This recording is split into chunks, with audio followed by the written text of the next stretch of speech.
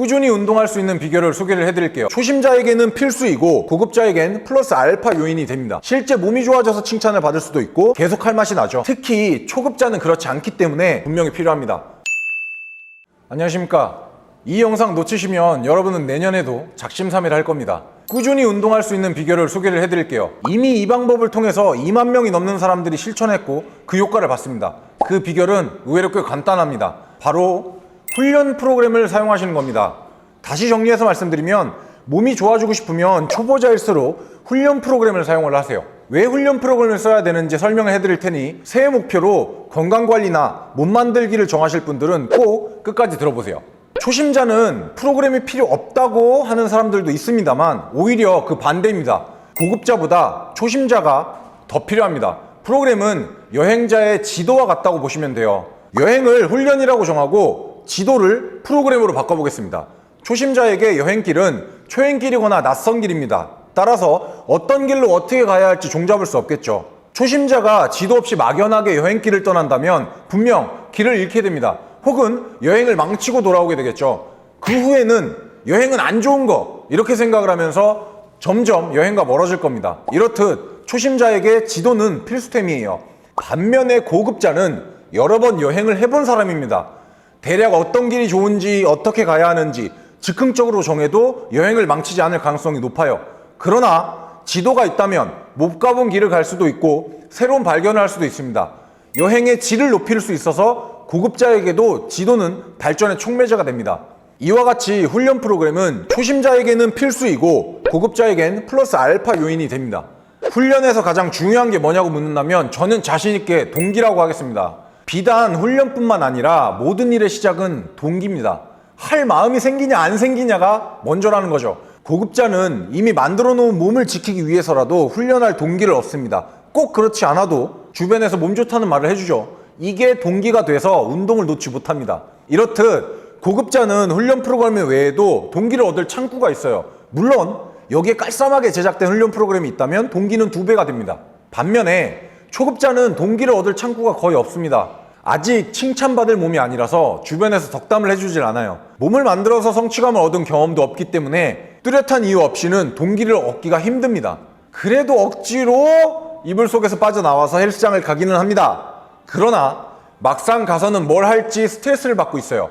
짜여진 계획이 없으니까요. 이런 상황이 몇 번 반복되면 그나마 침대를 빠져나올 동기조차 잃게 됩니다. 따라서 초급자에게 훈련 프로그램은 동기부여 차원에서 필수예요. 인간의 본성은 나태하기 때문에 강제로 주어진 과제가 있다면 그 또한 동기가 될 수 있습니다. 한 번이라도 더 가게 되고 그게 쌓이면 외부 보상이 다시 동기가 됩니다. 예를 들어 5주짜리 훈련 프로그램을 다운받아 놓고 2주차에 나태함이 찾아온다면 그래도 나머지 3주는 하고 마무리하자 라는 생각을 갖게 됩니다. 그렇게 이어진 3주에서 분명 몸은 전보다 나아지겠죠. 이 시점부터 초급자는 주변 지인들로부터 칭찬을 받습니다. 실제 몸이 좋아져서 칭찬을 받을 수도 있고 노력에 대한 칭찬을 받을 수도 있어요. 따라서 동기를 얻게 되고 다음 5주를 시작을 하게 됩니다. 이렇게 선순환의 고리에 들어가게 되는 거죠. 훈련 프로그램이 초급자의 동기에 미치는 영향은 이렇게 큽니다. 중급자로 넘어가게 해주는 부스터가 되어줄 거예요. 공부나 훈련은 재미가 없고 게임은 재밌습니다. 주변을 둘러볼 필요도 없이 스스로만 봐도 반박의 여지가 없죠. 인간은 원래 이렇게 디자인 되었기 때문입니다. 이런 이유는 여러 가지가 있지만 그중 하나는 성취감의 세분화 때문이라고 생각을 해요. 공부나 훈련도 성취감은 찾아오기는 하지만 그 시점이 너무 늦죠. 세분화되어 있지 않습니다. 고통의 시간을 많이 누적시켜야 찾아와요. 특히 몸을 만드는 보디빌딩은 구기 종목과 달리 이게 더욱 심합니다. 그러나 게임은 성취감이 세분화되어 있어요. 내가 현재 몬스터를 몇 마리 잡았는지, 경험치는 몇인지, 다음 레벨까지는 얼마나 남았는지 분 단위로 표시를 해서 보여줍니다. 계속 할 맛이 나죠. 퀘스트를 깨면 그때그때마다 보상도 줍니다. 이런 재미로 인해서 게임을 지속을 하게 되는 거예요. 프로그램이 없는 훈련은 성취감을 세분화하기가 더욱 어렵습니다.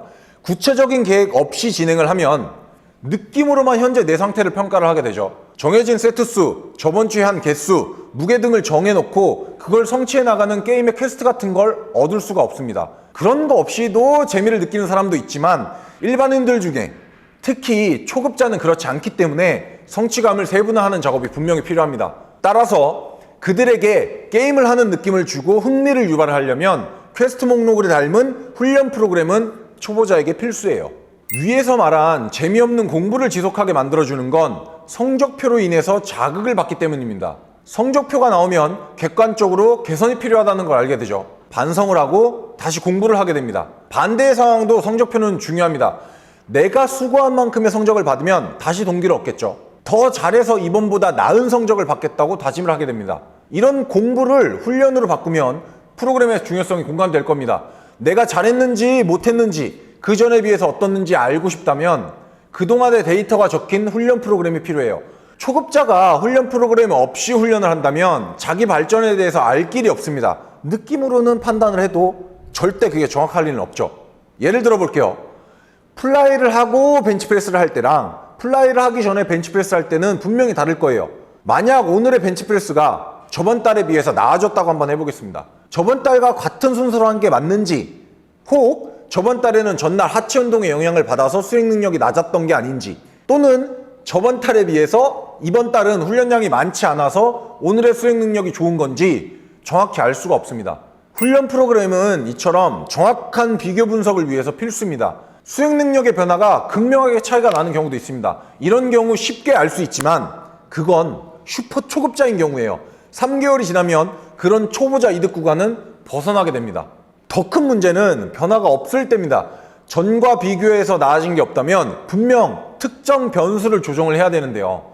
그런데 훈련 프로그램이 없다면 본인이 어디서 실수를 했고 어떤 게 부족한지 알 길이 없습니다. 비교를 할 수 없기 때문이죠. 따라서 어떤 걸 고쳐야 나아질 수 있는지 모릅니다. 이렇듯 훈련 프로그램은 자신의 발전 상태를 객관적으로 파악하고 개선하는 데 필수라는 거죠. 자, 오늘 이렇게 4가지 주제로 비유를 해가지고 훈련 프로그램의 가치를 설명드려 봤어요. 이렇게 말로만 훈련 프로그램이 중요하다, 이제 각자 만들어서 사용을 해라 라고 한다면 조금 막막하신 분들이 분명히 있겠죠. 그래서 그런 분들을 위해 저희 팀포부 인원들이 훈련 프로그램을 제작해서 피트니스 플러스라는 어플에 담아두었습니다. 새해에는 중도 포기 없이 꾸준하게 운동해 보실 분들에게 적극 추천을 합니다. 저는 또 유익한 영상으로 인사를 드릴게요. 항상 똑똑하고 건강하게 운동합시다. 김광호였습니다. 새해 복 많이 받으세요.